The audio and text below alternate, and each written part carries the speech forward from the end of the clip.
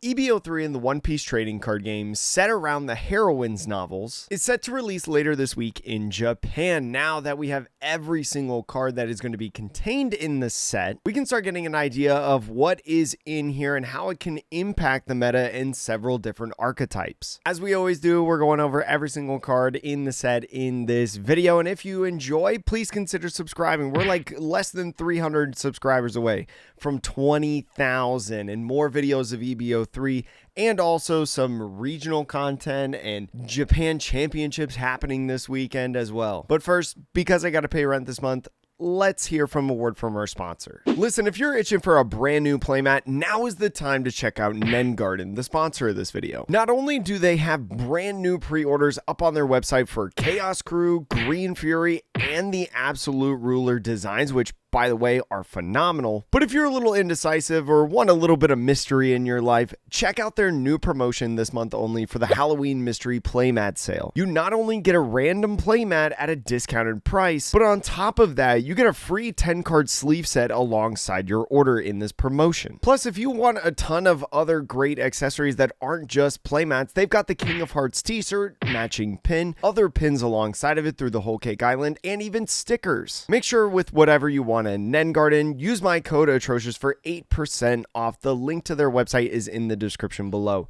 Thank you so much for Nen Garden for sponsoring the video, and let's get back to that video. We're going to be using Cardi Kaizoku's deck builder website, so I highly recommend that you go check that out. Really good English versions of the cards on his site. I know he puts in a lot of work on his website. Anyways, the only leader contained in this set is Vivy, a 4-life red-blue leader. Feels very similar to OP04, but is a little bit different. She's got 2 different effects on her as a slash type leader. Once per turn, if your character with a base cost of 4 or more would be KO'd, you may trash 1 card from your hand instead. Also on top of that, in the activate main, you can rest the leader, and if you do, you give one of your opponent's characters minus 2,000 power for the turn, and then one of your characters without the when attacking effect gains rush during the turn. Again, very similar to the old OP04 Vivy leader, but I think this is definitely a better leader. Being able to keep characters alive, right, especially in the later stages of the game when you're playing down like a big body every single turn, is really nice for protection, especially when all you have to do is just trash a random brick in your hand. I will say on the downside though, Vivy only protects KO effects. It doesn't protect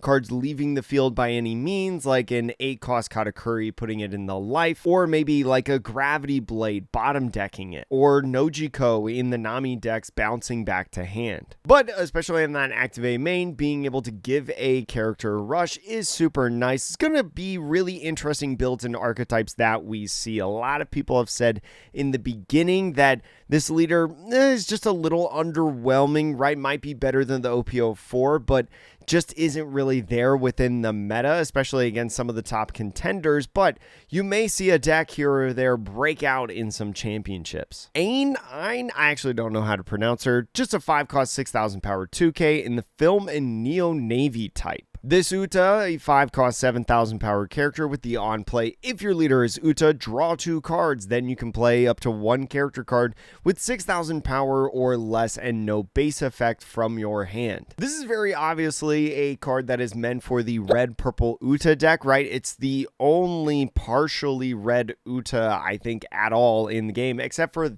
maybe that promo Uta, but I think the red-purple one is probably better because you get the purple cards too, and the purple film cards are pretty solid. But we've seen cards like this before recently be produced in the game, like the PRBO2 Charlotte Pudding that got put out for the Big Mom Pirates. It's really nice to be able to draw cards and then play out a character, right? You don't even have to have it in your hand at the start of playing this card to be able to cheat out a different character on the effect. Especially because the Uta is 7,000 power, right, to more than its cost. Playing down a 6,000 power vanilla is definitely maybe not as strong as the Charlotte Pudding, right, but it's still a powerful effect swarming the board. Especially because also the 6,000 power vanillas don't have any sort of other specification, so you can mix in stuff that's maybe not film or stuff like that in your deck if they're just good vanillas. We've got Karina here, a 3-cost 2,000 power blocker, but on your opponent's opponent's turn. If your leader is multicolored and you have no characters with base power of 6,000 or more, this character gains plus 4,000 power. This is definitely very much meant for something like red, purple Uta, right? Because your leader will be multicolored, but it's really in for the early stages of the game, which is so nice a lot of times when people come around with 5 pokes, 6 pokes, right over at your leader. You could very easily block and only spend a little bit of counter, especially on your 3 Dawn turn. Sugar, a 3 cost 0 power character, has an on play of if your leader is Sugar, you can play up to 1 Don Quixote Pirates type character with power of 6,000 or less from your hand as rested. Now, one of the things that I really love about this for the red purple Sugar deck in general is that this doesn't have any specifications outside of the Don Quixote and 6,000 power right requirements on it. So even though there's a card later that I think a lot of people are going to pair up with this Sugar in this set, I think Don Quixote Rosinante, that 5 cost that we've seen in the blue purple Luffy decks be such a staple, is going to be a great card to pair alongside this as well, especially on your 3 Dawn turn, cheating out that 5 cost Rosinante to then be able to do some draw right filter with the effects. Honestly, seems pretty okay. Now, Nami, this got a lot of noise, I think, when it first got revealed. 5 cost, 7,000 power, has 2 different effects, both of them in great coordination with the new blue-red Vivy. On play, you may give your active leader minus 5,000 power during the turn and draw 1 card. You can also use an activate main once per turn that if your leader has the Alabasta type, give up to one of your opponent's characters minus 1,000 power during the turn. So talking about the Vivy, you can give your active leader minus 5,000 on the on play, making this a 0 power leader. The card replaces itself in your hand. Then because Vivy has the Alabasta type, the Nami doesn't have a when attacking, you can go ahead and use Vivy's activate main to minus 2,000 power on a character, and then Nami's activate main to not only be able to swing 7,000 power wherever you want, but give another 1,000 power somewhere on the field. These 2 cards were definitely made hand in hand, and we could actually, I don't know actually, can we see this Nami be played elsewhere? Probably not because of the activate main, and also you really just don't want to minus 5,000 power your leader, I think most instances. But for the coordination and support for a leader that's definitely going to need it, this is really cool in my opinion. Baccarat, probably said that wrong. Another blocker for this character, this one being 4 cost and 5,000 power. It also has an on KO effect of playing up to 1 character with a cost of 6,000 power or less and no base effect from your hand. So very similar to Karina, if you're wanting to play something like red purple Uta, better be able to utilize those vanilla guys. Hibari made a lot of noise for the Kobe fans, right? Red black Kobe, a 3 cost 5,000 power character with 2 different effects. One as an on play and when attacking, up to one of your sword type leaders or characters can also attack active characters during this turn.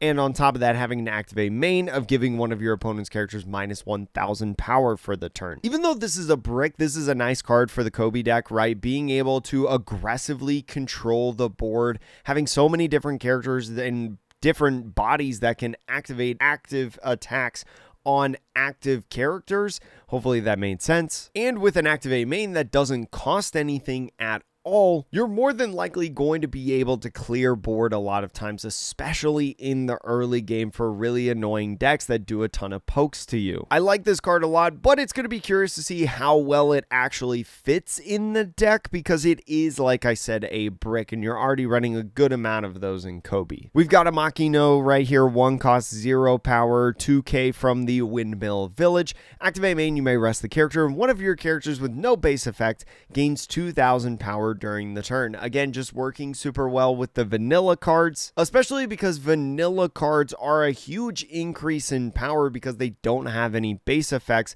Makino can go ahead for 1 Dawn and basically acts like you gave it 2 Dawn to a vanilla character, and potentially also be like a pseudo blocker. Monne, this is in pair with the Sugar that we were talking about earlier. It's a 5-cost blocker, 6,000 power, but has an on-play. Look at the top 5 cards of your deck, reveal 1 character with 1,000 power or less, or an event card and add it to your hand, then place the rest at the bottom of your deck in any order. This much more has the ability to be played generally in different decks, right? Being able to have that search for those low power characters that are support and very important to your deck, maybe some 2Ks like a Makino or something, or be able to have an event card, right? Especially when you have a deck like Sugar. Sugar will have important 1,000 power or less characters like this one, but also want to have events at the ready for the leader effect. I think this is a really cool card and a really cool combination, especially for the deck, and especially with the Punk Hazard typing as well. I don't think it would fit really in something like, it might actually fit in Smoker, I'm not gonna lie, because not only would it be like a 5-cost 7,000 power blocker on your opponent's turn, but that event doesn't specify anything about cost, color, anything of that sort. So you can find stuff like Mole Pistol if you run Dead Man's Game or Paradise Waterfall or something like that. There might be a little bit of flexibility with this, even though I don't think any of your cards in the Smoker deck typically are 1,000 power or less. We've got one single event in this for red. It is, but if we ever see each other again, will you call me your shipmate? It's a 1-cost counter event. If your leader is Vivy, up to one of your leaders or characters gains plus 4,000 power during this battle, and then a trigger of minusing 2,000 power on one of your opponent's characters until the end of the turn. This, once again, probably going to be utilized in the Vivy deck, right? 1-cost 4,000 power events have been really a staple in the One Piece trading card game as of late, especially when there is no additional cost. You can do this at whatever amount of life you have. All you need to do is just rest 1 Dawn, and you get that plus 4,000 power. Definitely really nice to hit some specific numbers. Otama kicks off green. It's a 2-cost 0 power 2K counter. Has an activate main of resting the character. Rest up to one of your opponent's smile or animal type characters, or up to one of your opponent's Dawn cards. I don't understand the lore behind this, but it's really weird that it's ultra specific on you can only rest a smile or animal type character. More than likely, if you see this used in any Land of Wano decks or green decks of any sort, you're more than likely just choosing the Dawn card every single time. Carrot for Minx, a 6-cost 7,000 power with a 1K counter, has an activate main once per turn. If this character was played on this turn, you can KO a rested character of a cost of 5 or less.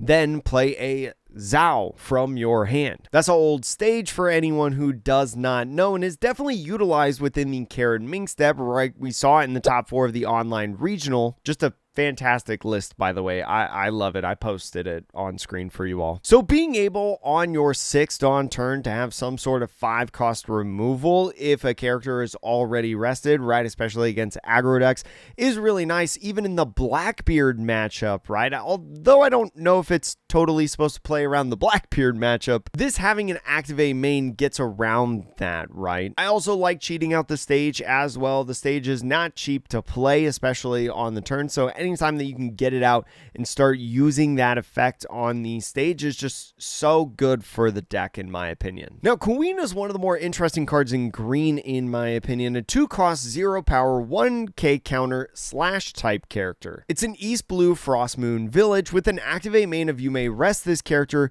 Give up to 2 rested Dawn cards to your / attribute leader. A lot of people are saying that this is an incredible card in Zoro Sanji, right? I've been messing around with that deck a lot lately. I love it. It's so much fun. And this edition is actually so nice, right? Not only do you get the Dawn for your leader effect, but being a 2-cost is a perfect card to pick up. The thing that I've had most trouble with in the deck so far with the 2-cost Nami, it whiffs a decent amount of times because you're kind of comboing like a slash package and an East Blue package, so there's the odd number of times that you whiff. Especially because you have to play that down in order to use your leader effect, right? Or, I mean, in some situations, that's the only way that you can utilize your leader effect without getting a swing off of the field. It kind of feels like you're just wasting 2 Dawn in your turn. With the Kuina, though, getting 2 rested Dawn on your slash attribute leader means that this isn't wasting stuff at all. This is always having value. It's basically getting your leader effect with no minusing cards in hand or anything of the sort. No minus Dawn, no minus cards in hand. This is such a cool card for the deck. And it's not like something that's an incredible addition that's going to make it miles better, BDIF or anything like that, but this is just a really good one to get. Now, Camie has a Merfolk Fishman Island 2-cost card that has come in this set. Activate main, you may rest this character. You give up to 1 rested Dawn to one of your Fishman or Merfolk type leaders or characters, then you can rest an opponent's character for a cost of 2 or less. This is really nice to be able to get around like chum blockers and things like that. It's basically only paying 1 Dawn to be able to rest a 2-cost, which is very nice value in my opinion. There's only a few decks that can really use this though, right? Like Shirahoshi, I think Jinbei, Arlong. That's pretty much it, right? But still, potentially a nice little addition for the deck. Now, Kouzuki Hiyori has another 1-drop character, which beautiful illustration, by the way, with the fireworks. On play, if your leader is Kouzuki Odin, draw 1 card and an activate main of trashing the character. Give up to one of your rested Dawn cards to your Land of Wano type leader. If you've been watching the Chinos Cup as of late, you know that just the other day there was this green Odin running around, and a really cool deck in my opinion that I kind of want to explore a little bit more as we've started to get new cards, especially in the slash package, to be able to utilize along with it. Especially as a brick, right? Hiyori replaces itself in the hand with that draw 1 effect, and just trashing the card to give a rested Dawn to your Land of Wano leader basically means that you just did like a Sakazuki kind of effect where you trash 1 card to draw 1 card, right? And that 1 Dawn that you utilize, well, you just attach it to lead. Jewelry Bonnie, a 5-cost 6,000 power Supernova Bonnie Pirates. On play, if your leader has the Supernovas type, set up to one of your Dawn cards as active. Then up to one of your opponent's characters with the cost of 8 or less cannot be rested until the end of your opponent's next turn. There's a couple cards that have had this kind of like key phrase, right, of cannot be rested. There's a couple different ways that you rest characters in this game. One of them is through activate mains, resting them. Another one happens to be attacking. So we've had cards in the past that have the keywords of cannot attack in the next turn, right? I think of the 4-cost Arlong. This is basically saying, hey, that guy that you put down right there can't do anything except just sit there. Especially because this re-stanza Dawn, this can have some really cool synergy in stuff like Bonnie decks or Trafalgar Law decks, right? Trafalgar Law, because, well, it's a 5-cost on the field. I don't know if it gets the value that you want it to, but can actually be really interesting. This can also denounce a blocker as well, right? Because this says until the end of your opponent's next turn. If you use this proactively on your turn in something like Trafalgar Law before you even swing, if your opponent has a blocker on the field of a cost of 8 or less, you can actually go into this Bonnie and tell your opponent straight up, hey, you can't block with that character because that character has to be rested in order to be the block interaction. I think this card's really interesting in my opinion. I like this card. Tashigi has another SR, this being a 4-cost 6,000 power Navy type. Has 2 different effects. 1, opponent's turn. This character cannot be KO'd by your opponent's effects and gains blocker. Also, at the end of your turn, you may rest one of your Dawn cards and trash 1 card from your hand. You can set this as active. Especially as a slash type character, this can be really nice for a lot of different decks with these slash packages because you can go ahead, get a blocker, right? The blocker is non-conditional. It's just your opponent's turn. But on top of that, it can be a little bit of hand filter, right? If you think of something like Zoro Sanji, which loves to utilize draw cards like Cavendish or Vivy, this can be a great way to filter out your hand to be able to maintain the hand size that you need to constantly be flowing in the game. and in Zoro Sanji, it can restand as a potential swingable character. I like that a lot. This card's really interesting, I think. I don't know if it's super great in something like Red Green Smoker, but it can't be KO'd by opponent's effects, so it's a sticky body that's going to be on the field blocking. The second card for the Minx tribe, this is Wanda, 6 cost, 7,000 power blocker. Pretty vanilla, has 1k counter on it, which is pretty cool. Now, the Soul event in green, a 1 cost counter event, there you go, being a sore loser again, is a counter event of up to one of your leaders or character cards gains plus 2,000 power during the battle. Then, if you have 2 or more film type characters on your field, that card gains an additional 2,000 power. A little bit worse than the red event that we talked about earlier, right? Because there are some conditions to get the extra power on top of it. This card is still very nice for Uta, right? Especially because Uta decks swarm the field out with being able to manipulate Dawn and also cheating out different characters. It's very realistic for you to have 2 or more film type characters on the field to be able to gain that plus 4,000 power on either your leader or character. I don't think Uta has a counter event that is really worth noting, at least up until this point in the format. So if you're a green Uta fan like myself, this is a really interesting card. It also has a trigger of setting one of your characters as active, which could be really cool if you're playing like a blocker or something, especially that 7 cost Luffy, right? Moving into the blue cards, we've got Alvida for the Cross Guild, a 4 cost 2,000 power character with a 1k counter. On play, you can trash a card from your hand, place up to one of your opponent's characters with 4,000 base power or less, and up to one of your opponent's characters with a base cost of 3 or less to the bottom of the owner's deck. It's like literally a gravity blade for small bodies. This feels like it's very much in the response for something like Rayleigh, right? For the buggy deck, if you're bricked up or something like that, you could get chained out of a Rayleigh deck just simply because they overwhelm you going so fast. But with this Alvida right here, you can basically have a gravity blade that you can cheat out onto the field. I don't know how good this card is, but I think this card is really interesting for the buggy fans. Now, Isuka, right, a 6 cost 6,000 power slash type character, 1k counter, is a blocker, but on play, you can place up to one character with cost of 4 or less at the bottom of the owner's deck. This could be your character, this could be your opponent's character, and a 4 cost or less is still a good mark, especially for this blocker. I don't know if you really fit it in Kuzan decks or even Sakazuki, but maybe in Sakazuki it can have a place, right? Because it removes a 4 cost or less and is a blocker on the field. Could have some values if you did some cost minusing earlier in the turn. Now, Kaya doesn't necessarily draw 2 trash 2 like the last one that we got, but this 2 cost 2k 0 power character with the East Blue typing. On play, looks at the top 5 cards of your deck and places them at the top or bottom in any order. I think this is very much in response to the new blue Nami, right, that got reprinted or remade, I guess, after the banning of the original OP03 leader, just giving a little bit of East Blue addition into the deck to be able to utilize. This Kaya can just be a really good setup card, right, to be able to try to find specific pieces, be able to stack your deck in a specific order that you want, or maybe save some cards for the late game when you're trying to deck out. Now, this beautiful, beautiful Vivy illustration, Shei Nanahara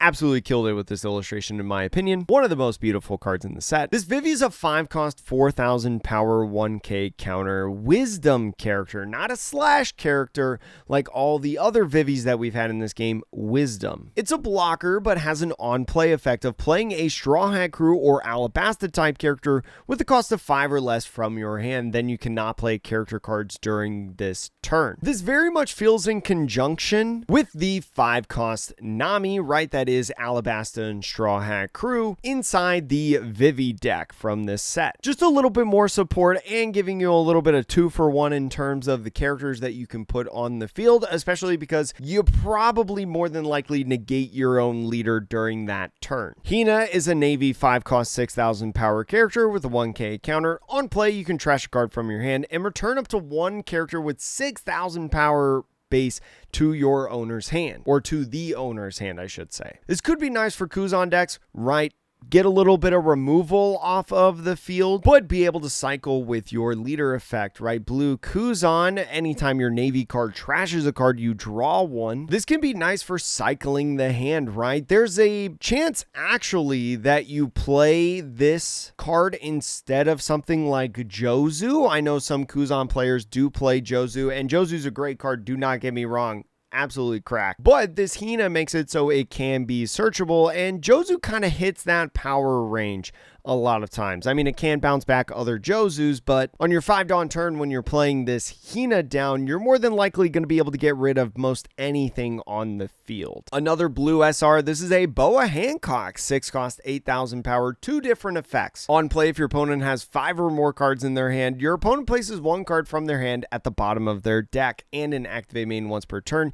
You can place up to 1 of your characters at the bottom of the owner's deck to give your leader and 1 character up to 1 rested Dawn card each. This can be really, really nice, right? Not only with being able to get your Boa Hancock leader 6,000 power swing, or any 5,000 power base leader a 6,000 power swing, especially in these formats right now. But the added Dawn to a character as well can kind of push it over the threshold of being able to swing, or maybe force a 2K on the swing. I like this card for the Kuja Pirates. It's just that Boa has a lot of high-end brick kind of cards that it can utilize, that it almost kind of feels like that you're starting to have to choose which one you would rather have. It is worth noting though that this can be played in any deck, right? Because it doesn't have any conditions about leader typings or anything like that. This Marguerite, 6 cost, 7,000 power. On play, return up to 1 character with 7,000 power base to the owner's hand. This is definitely a pretty good card, right? Especially when you talk about the removal potential for some decks. Being able to bounce back characters, then control the board are just such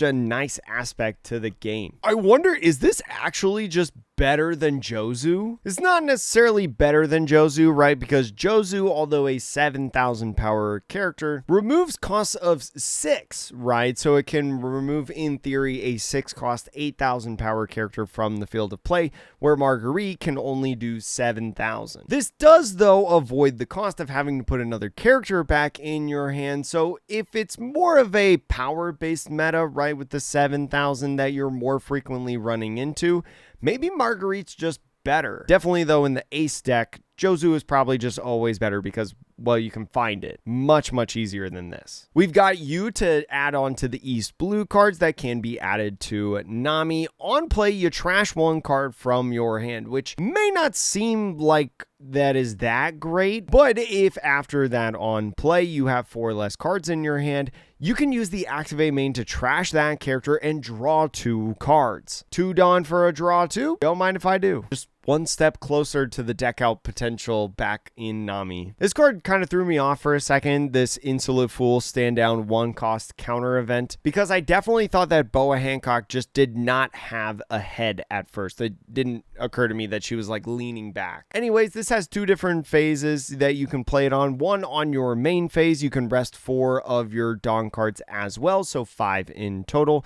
If your leader is Boa Hancock, you can play an Amazon Lily or Kuja Pirates type character with a cost of 6 or less from your hand, essentially cheating out a turn earlier right on your 5 Dawn turn, or setting up some math with playing out a 5 cost twice on a 10 Dawn turn, or setting up some math with playing out 2 different 5 costs on like a 9 Dawn turn. If you want to use it on the counter though, just tap 1 and you get 3,000 power to your Boa Hancock during the battle. She's already got a decent amount of cards that give plus 4,000 counter, so the fact that she's getting 3 is still pretty good, and it's also got 2 different typings that you can do. Our first vanilla in a while to kick off purple, we got Viola, 5 cost, 6,000 power, 2K Dressrosa, and a new Reiju SR. Reiju has gotten so many SRs, it feels like, as of late, one of Bandai's favorite characters. The card is also just gorgeous. This Vinsmoke family Germa 66 5 cost 5,000 power with a 1K counter has a your turn on play Dawn -1. If your leader is Sanji, activate the main effect of up to 1 event with a cost of 7 or less from your trash. This might be a card that you play within the blue-purple Sanji deck because this allows you to get multiple boof bursts off. Not only boof Poof Burst, right, you can activate many more other events. You can activate a Searcher event. You can activate a Gravity Blade, a Red Rock, a Jet Culverin. There are actually so many uses for this card because it is an event 7 or less, especially because Sanji can't actually cheat out different events like Red Rock, for example. You now have a 5 Dawn play where you can just do a free Red Rock. You have a 5 Dawn play that you can do a Gravity Blade because it says any 7 cost or less event. Doesn't have to be a Straw Hat, doesn't have to be a purple event. This card's really cool. I just don't know where it would fit in the deck, but it wouldn't surprise me if Sanji started playing this. The Big Mom Pirates have a 1 cost Charlotte Flampe, 2000 power 1k counter. Your turn on play, up to one of your Charlotte Katakuri cards gains plus 2000 power during this turn. Especially since this says cards, it is both for leaders and characters, which both in Katakuri are pretty good. This can activate your Charlotte Katakuri leader right if you're playing purple Katakuri to be basically an 8000 power leader on your turn after this on play, and if you use leader effect, which is pretty good for a single swing, only a 1 Dawn investment. For the blocker as well, this is basically like a 1 cost for essentially 2 Dawns worth of power to be able to swing aggressively. I like this card a lot. You could probably also play this in something like Charlotte Pudding, right? Because you play purple Katakuris. Very curious. Very curious. Charlotte Brulee, 5 cost 6000 power character, 1k counter. Opponent's turn once per turn if your leader has the Big Mom Pirates type. When a Dawn card on your field is returned to your Dawn deck, you add up to 1 Dawn card from your Dawn deck and rest it. Pretty much a replacement for anybody who is trying to play in purple Katakuri, the 5 cost uses Captain Kid. Now, Kid gets that Dawn back as active, so it's not necessarily the same.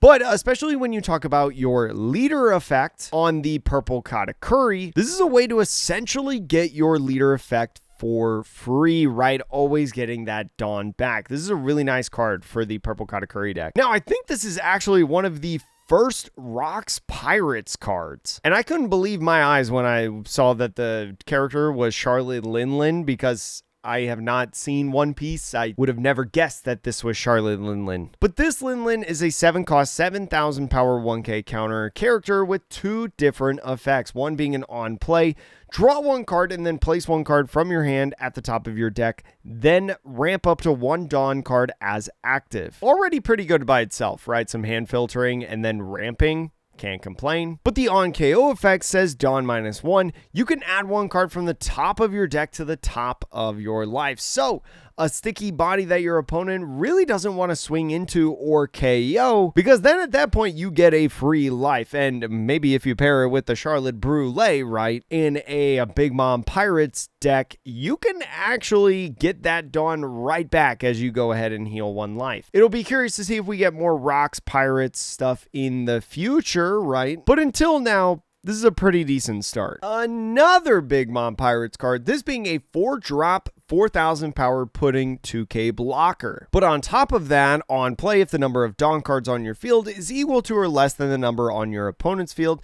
you can add up to 1 Dawn from your Dawn deck and rest it. I like this card. Very good utility 2k in my opinion, especially against other ramp decks, or if you're aggressively Dawn minusing. This is a great card to be able to get back into it in terms of the Dawn level on your opponent's side, but also just have a nice blocker on field. I'm a huge fan of this card, and I think you'll probably see it played in Big Mom Pirates decks. Baby 5 gets a 4 cost 2000 power 1k counter character. On play, Dawn -1. You can KO up to 2 of your opponent's characters with a base cost of 3 or less. Holy cow, this is also anti-Silver's Rayleigh. That's crazy. It does cost 4 Dawn to do it, and also a Dawn -1, so it's not necessarily cheap, but a lot of times just KOing 2 different bodies in a single motion can just really swing a game for the better or worse. Now, Limb 4 Odyssey is a 4 cost 5000 power 2k. On play, if you have 7 or more Dawn cards on your field,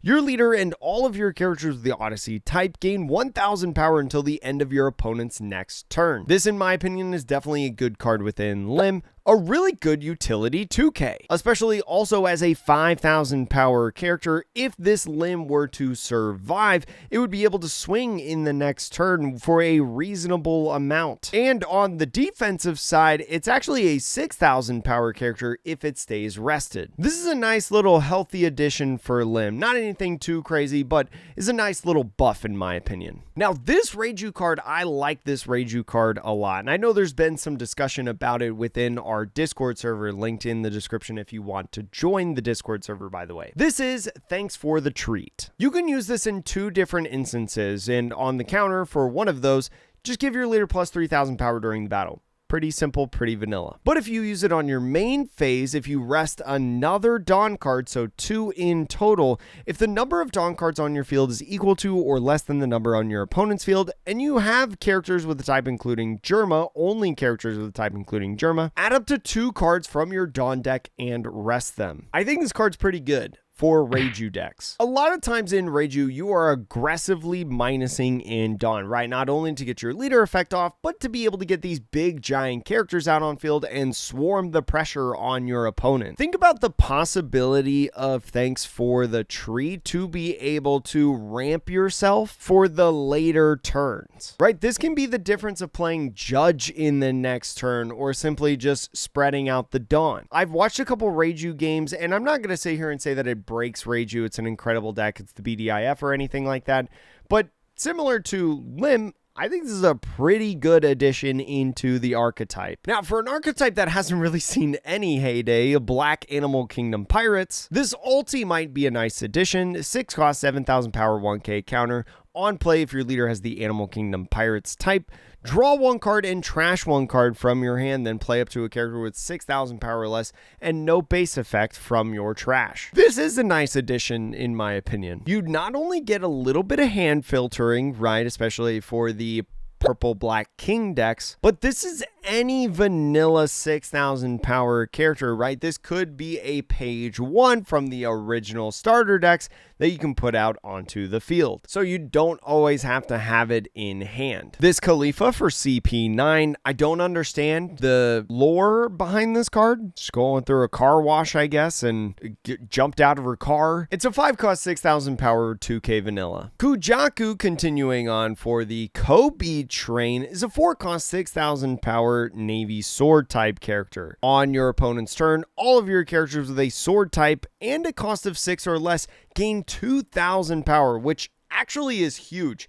This is a huge help to be able to maintain your sword type characters, especially if you're on the lower end, right? As most of them have 6 cost or less. It's really just like the secret rare Kobe, pretty much. Your Hibaris, your Kobe from PRBO2, like all of those have 6 cost or less. But on play, if you trash a Navy type card from your hand, draw 2 cards. Nice hand filtering, not minusing cards out of your hand. This is a really cool body in my opinion, like I said with the other one, but once again, it's a brick. So do you play this? Can you fit more brick cards in your deck? Now, Koala, 4 cost, 5,000 power Rev Army Dressrosa type character. If your leader is the Rev Army type, this character gains plus 4 cost, and then opponent's turn on KO. You can play 1 character with a cost of 6 or less with the name Nico Robin, or with the Revolutionary Army type other than Koala, from your hand or trash. This is really nice if you're a fan of the Red Black Sabo coming in OP13, or Yellow Black Koala in OP12, right? Both of those leaders have conditions that want an 8 cost on the field, which this Koala would fulfill, but also on top of that, you'd be able to utilize the opponent's turn on KO effect very, very nicely. The Koala deck loves playing the 6 cost, 7,000 power blocker from OP12 Nico Robin, right? Which is actually a really cool way to recur that blocker, or a coster 6 or less can recur the 6 cost secret rare Sabo from the trash, which is debatably the most important card of the OP13 Red Black Sabo deck. Now, because it's a non-KO effect, your opponent can simply just like ignore this and then you never get that off, but then it's a 5,000 power swing that constantly applies pressure. This is a really cool card. I'm excited about this one in the decks, and don't be surprised if you start seeing this in especially Red Black Sabo here in OP13 EB03 format. Now, this Stussy is a 7-cost, 7,000 power blocker with an on-play effect of placing 2 cards with the type including CP from your trash to the bottom of your deck in any order to KO a 4-cost or less. I don't know if Rob Lucci actually would play this, but this could be really nice, right? Jack has to use that activate main to be able to KO a 3-cost or less for 7 Dawn, but especially if you're running a lot of CPs, as Rob Lucci sometimes does, you can KO something even higher with 4 cost. And also it's a blocker on top of that. I'm not totally sold on this card, but it's something to be able to look out for. Now, this 3-cost 4,000 power 1k counter Black Maria for the Animal Kingdom Pirates. If your leader is multicolored, this character gains blocker. Pretty good. We were already talking about Purple Black King earlier. A great card for this, especially because look at that on play effect. Look at 5 cards from the top of your deck, reveal 1 Onigashima Island, add it to your hand, place the rest at the bottom of your deck in any order, and then play an Onigashima Island from your hand. One of the biggest gripes about any partially purple Animal Kingdom Pirates deck is like, you just lose if you don't find Onigashima. Being able to have this Black Maria is so good for the deck, right? To be able to have that added consistency. You get a blocker on top of that on your 3-Dawn turn, which is definitely respectable. And you get to play out Onigashima for free. Literally on your 3-Dawn turn, if you don't have Onigashima in hand, you can establish a 3-cost 4,000 power blocker, but also pretty much essentially play Onigashima as if you had it in your hand already. You get 2 things for the value of 1. Now, I don't think it breaks the deck by any means, but it's a really nice addition for Kings specifically. Kings fans gonna have a lot of fun in EB03 in my opinion. Now, Perona, a 4-cost 6,000 power character, has 2 different typings, Muggy Kingdom and Thriller Bark Pirates. I think the Muggy Kingdom is very interesting for the future. It's a 4-cost blocker, but it has an on-play effect of giving up to 1 rested Dawn card to your leader or one of your characters. If you have 10 or more cards in your trash, you can then play up to 1 Thriller Bark Pirates type character with cost of 2 or less from your trash as rested. There's a couple different cards that you could play alongside this Perona, right? You could do a Sindri to be able to fulfill the trash a little bit more. You can play Enoop, right, for that draw 2 trash 2 effect. And even for something like Gecko Moria, you can go ahead and set up your leader effect, right? You can play this Perona 4/4 on your 6th Dawn turn, be able to like recur a Sindri potentially, and then for your last 2 Dawn, utilize leader effect to be able to get another character out on field. On a 6 Dawn turn, you can get something like maximizing 4, 5, 6, 7, possibly 11 Dawns worth of value, especially because here in OP12 or PRBO2 format, we saw a couple geckos really excel in the European regional this past weekend. This might be what it needs to get a little bit more going in OP13 EB03 format. Now, Miss Doublefinger is the Baroque Works typing 4-cost 5,000 power character on play if there's a character with cost of 0 or a character with cost of 8 or more.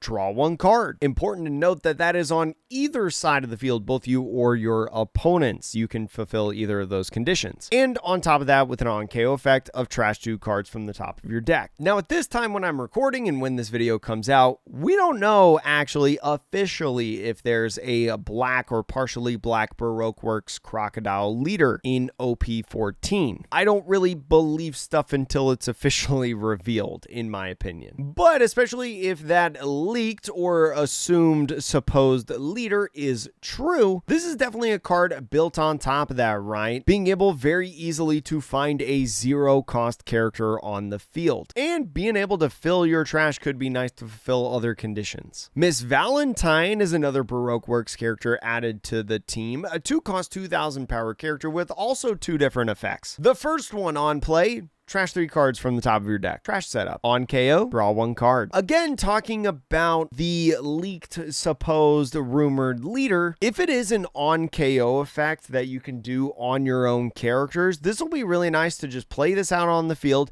KO it, and draw one card. Now, Rebecca gets another blocker in the game, a 2-cost 0-power 1k counter blocker with an on-play effect of looking at the top 5 cards of your deck, revealing a 1 Dressrosa type stage, adding it to your hand, place the rest of the bottom of your deck, and then playing a 1-cost Dressrosa type stage card with the cost of 1 from your hand. Just like I said about Onigashima, this is such a great card for Kurita Coliseum, right? Whether you're playing a Rebecca deck or an Usopp deck, Kurita Coliseum is a very important card within your deck, right? Getting that pseudo rush to aggressively pressure on the board. This Rebecca, another consistency piece just to find that card. The final black card is an event, a 1-cost event with 2 different effects for the Thriller Bark Pirates. If you rest 8 Dawn in total, if your leader is Perona, you can play a Thriller Bark Pirate type character with a cost of 6 or less, and 1 Thriller Bark Pirate type card with character cost of 4 or less from your hand or trash. This is such a nice card for Perona because on 8 Dawn, you can play a 6-cost character and you can play a 4-cost character, already getting 10 Dawns worth of value. But on top of that, you can play the Gecko from PRBO2 to get a 4-cost character out onto the field, play a Rebecca off the Gecko. You can then play a 3-cost character onto the field due to Rebecca's effect for 17 Dawn worth of value.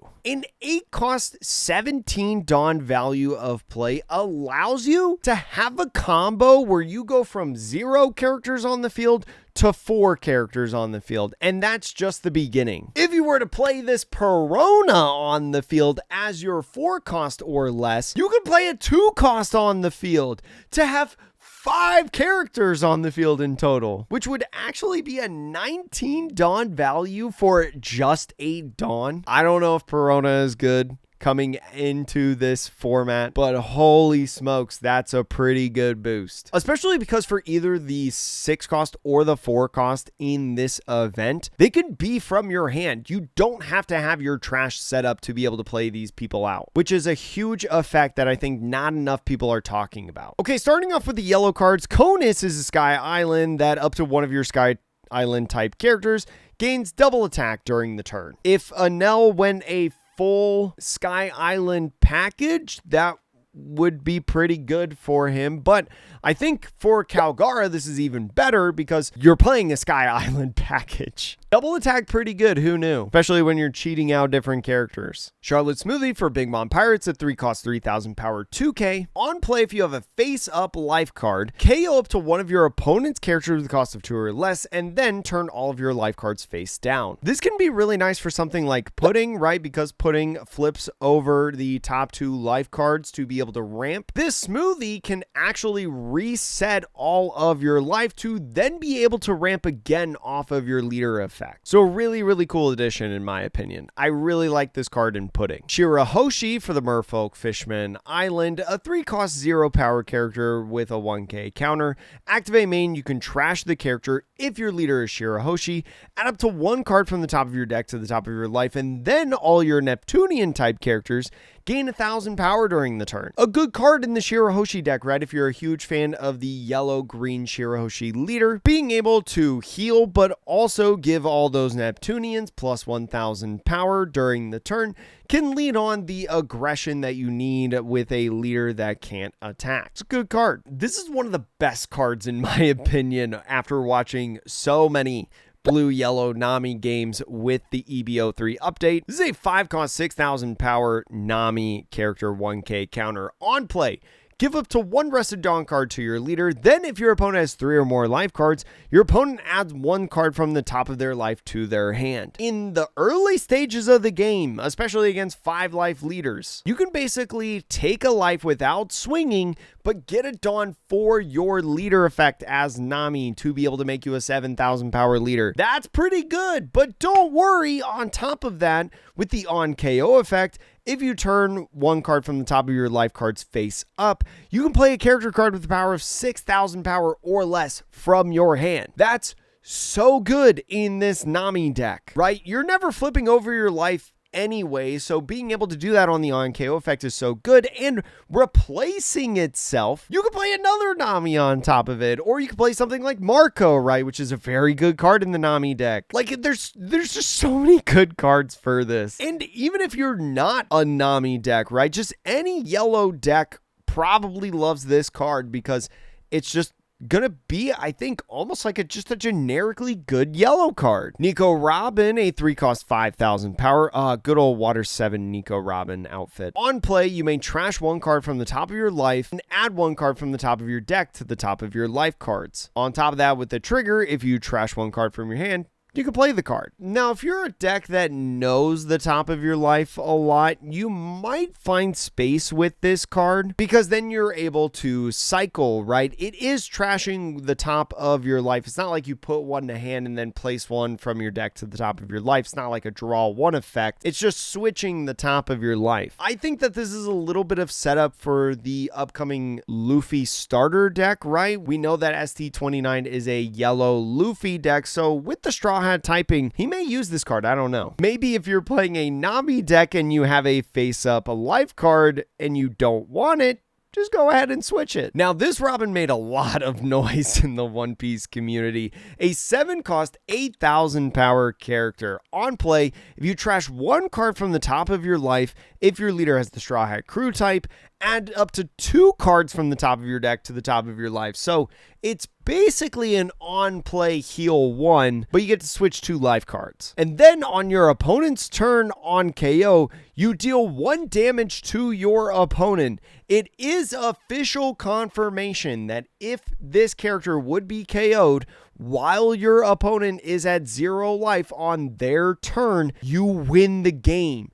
That is official confirmation. This card, I think, is definitely an auto inclusion into Nami decks, right? Being able to have the Straw Hat Crew typing, be yellow, and be able to do a lot of beautiful stuff. A lot of people have also talked about Purple Yellow Croc and Oh Come My Way, right? Redirecting an attack onto this Robin. And if you're worried about this card and you're worried that, like, you know, your opponent might do something silly like that, just swing 7s. Emu already swings 7s. It's fine. Just a funny little thing to keep in mind. This Belle Betty for Rev Army, a 4-cost 3,000 power character, 2k counter.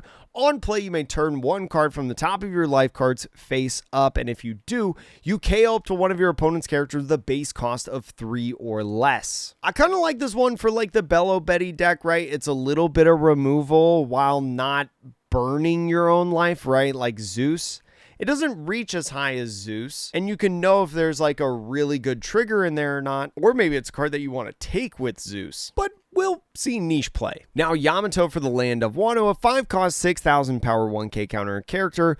On play, give up to 3 rested Dawn cards to your Land of Wano type leader. That's a lot of Dawn. And then on top of that, with the on KO effect, you trash up to 1 card from the top of your opponent's life. Definitely a card for the Yamato decks, right? With green, yellow Yamato being Land of Wano, giving 3 Dawn to your leader is actually huge because on your 5 Dawn turn, you can then go ahead and swing 8k double attack. And then it's a sticky body because if they KO it, you burn 1 of their life. This is a good card. For sure. Yamatos will play this probably. Lilith for the Egghead typing and Scientist typing is a 5-cost 6,000 power 1k counter character. Your turn on play, if you have 2 or less life cards, draw 1 card. And a trigger, if your leader's Vegapunk, play this card. Definitely a Vegapunk card and definitely pretty good in Vegapunk, right? Getting another Scientist to be able to play off of the 5-cost Vegapunk blocker can draw you a card more often than not because you start out with 2 life. And then on top of that, having the trigger to be able to play that you can then put in your life to be able to play the card and then draw 1 card is pretty good card in Vegapunk, I feel like. Vegapunk, very, very cool in EB03 if you saw my tweet the other day after watching like a ton of Vegapunk games. Very, very cool deck. I'm excited for it. S-Snake is another Egghead type card, 6-cost 7,000 power 1k counter. On play, if your leader has the Egghead type and you have 2 or more life cards, you may add 1 character card with a trigger from your hand to the top of your life cards face up. On top of that, it has a trigger of up to one of your opponent's characters with a cost of 6 or less other than a Luffy cannot attack during this turn. Pretty good trigger, able to be found in different Egghead decks, especially because the incoming OP13 Bonnie leader, right, is an Egghead typing, and this also has a trigger.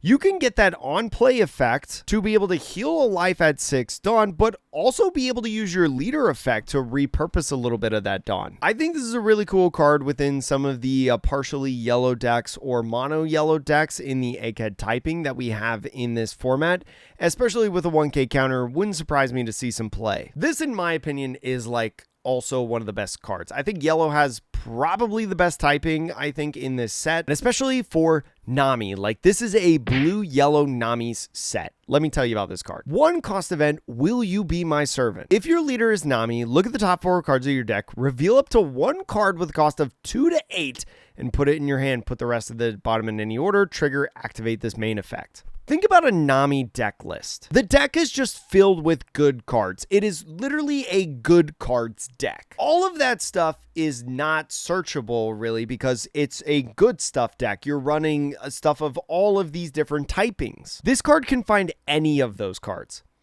It can find a 6-cost Kuma. It can find an 8-cost Kid. It can find a Marco. This card is insane, right? Similar to what we've seen in the partially red decks from the OP13 1-cost Garp card. This is literally like the same thing, except yellow and with a trigger on it for Nami. I have some pretty cool feelings about Nami heading into this EB03 format that I'll talk about later this week. We'll also show you some deck lists, especially of Nami, as we head closer and closer to the release date of EB03 out in Japan. But that's it. That's all the cards in EB03. Thank you so much for watching this video, especially if you stuck around all the way until the very end. I think this video is like an hour long, probably, or just at an hour long. Again, make sure to subscribe if you enjoyed this and want to see more in the future. EB03 is a cool set. I think there's a lot of cool cards. I think, honestly, comparatively to the other EB sets that we've had, like EB02, in my opinion, was a green-purple Luffy deck. EB01 had some really cool cards for a lot of different leaders, and I think this is going to fulfill the same kind of thing as EB01. I just hope that there's enough out there to be able to not be as expensive as what EB01 has been. Thank God for PRB reprinting a lot of those cards. Anyways, I'm Jake. Thank you so much for watching, and we'll see you later.